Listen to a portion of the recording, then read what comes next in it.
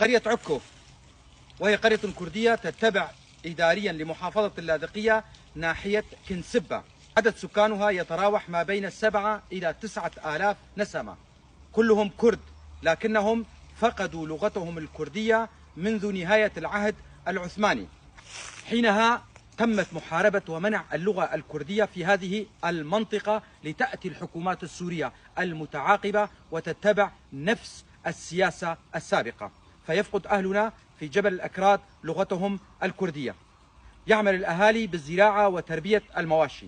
وصلتني هذه المعلومات من أحد أبناء المنطقة وأنا ألقيها بصوتي. أنا علي عبد الله كولو، محام من منطقة درباسية. أتمنى كما يتمنى كل الكرد الناطقين بالكردية أن يتعلم أهلنا في جبل الأكراد لغتهم الكردية، أن يتعلموها ويعلموها لأولادهم، وأن يسموا أولادهم بأسام كردية، فلغتنا الكردية كبقية اللغات هدية من الله وعلينا أن نتعلمها.